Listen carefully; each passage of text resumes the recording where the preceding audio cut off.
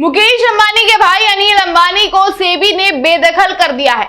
Securities and exchange board of India यानी सेबी ने मशहूर उद्योगपति अनिल अंबानी और दूसरी 24 कंपनियों को सिक्योरिटी मार्केट से 5 साल के लिए बैन कर दिया है। साथ ही सेबी ने अनिल अंबानी को 5 साल तक सिक्योरिटी मार्केट में बैन करने के अलावा 25 करोड़ रुपए का तगड़ा जुर्माना भी लगाया है। जी, securities and exchange board of India ने उद्योगपति अनिल अंबानी और रिलायंस होम फाइनेंस के पूर्व प्रमुख अधिकारियों समेत 24 अन्य को कंपनी से पैसे के हेरफेर के मामले में सिक्योरिटी बाजार से 5 साल के लिए रोक लगा दी है।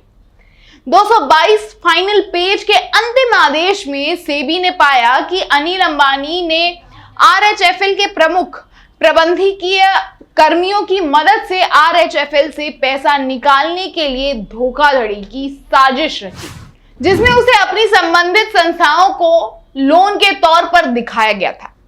आरएचएफएल के डायरेक्टर बोर्ड ने हालांकि इस तरह के लोन देने के सिस्टम को रोकने के लिए कड़े निर्देश जारी किए थे और इसके साथ ही कॉरपोरेट लोन्स को नियमित रेवेन्यू भी किया गया था, लेकिन कंपनी मैनेजमेंट ने इन आदेशों की नजरअंदाज किया।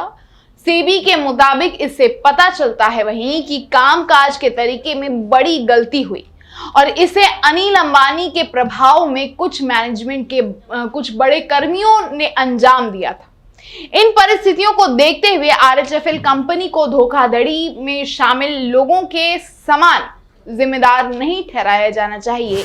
वहीं अंदर खाने से खबर आई कि इसके अलावा शेष संस्थाओं ने या तो अवैध रूप से हासिल लोन के रिसीवर होने की भूमिका या आरएचएफएल से पैसे को अवैध रूप से कहीं और पहुंचाने की प्रक्रिया को अंजाम देने की भूमिका निभाई थी।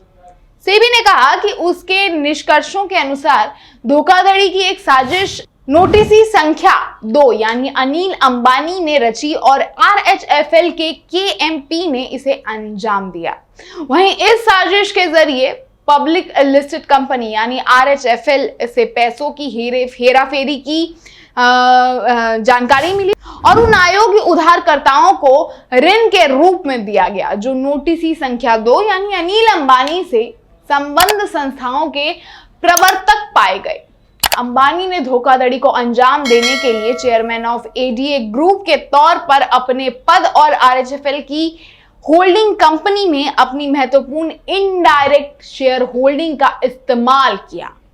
सेबी ने गुरुवार यानी 22 अगस्त को अपने आदेश में कंपनी के प्रबंधन तथा प्रवर्तक के लापरवाह रवैये का जिक्र किया, जिसके तहत उन्होंने इसे कंपनी को सैकड़ों करोड़ रुपए के लोन स्वीकृत किए, जिनके पास ना तो एसेट, ना ही कोई कैश फ्लो और ना ही कोई नेटवर्थ या रेवेन्यू था। आदेश के अनुसार इससे पता चलता है कि कर्ज के पीछे कोई खतरनाक मकसद छिपा था। सेबी ने कहा कि स्थिति तब और भी गंभीर हो गई जब हम इस बात पर गौर करते हैं कि इनमें से कई कर्जदार आरएचएफएल के प्रवर्तकों से करीबी तौर पर जुड़े हुए हैं, जबकि आखिरकार इनमें से अधिकतर कर्जदार जो थे वो अपने लोन चुकाने में विफल रहे थे, जिसके कारण आरएचएफएल को अपने स्वयं के ऋण दायित्व पर चूक करनी पड़ी। इसके कारण आरबीआई ढांचे के तहत कंपनी का समाधान हुआ, जिससे इसके सार्वजनिक शेयर धारक जो शेयर होल्डर्स थे वो मुश्किल स्थिति में आ गए। मिसाल के तौर पर मार्च 2018 में आरएचएफएल का शेयर मूल्य करीब 60 रुपए था।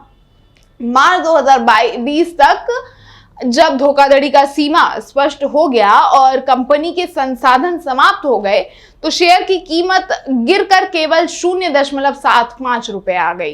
लेकिन अब भी 9 लाख से अधिक लोगों ने आरएचएफएल में निवेश कर रखा है और उन्हें अब भारी नुकसान उठाना पड़ रहा है। प्रतिबंधित 24 इकाइयों में Reliance home finance limited RHFL के पूर्व प्रमुख अधिकारी अमित भापना, रविंद्र सुधालकर और बिंकेश आर शाह शामिल हैं। सेबी ने मामले में उनकी भूमिका के लिए उन पर जुर्माना भी लगाया है। इसके अलावा नियामक ने अंबानी पर 25 करोड़ रुपए, भापना पर 27 करोड़ रुपए और सुधालकर पर 26 करोड़ रुपए और शाह पर 21 करोड़ का जुर्माना लगाया है।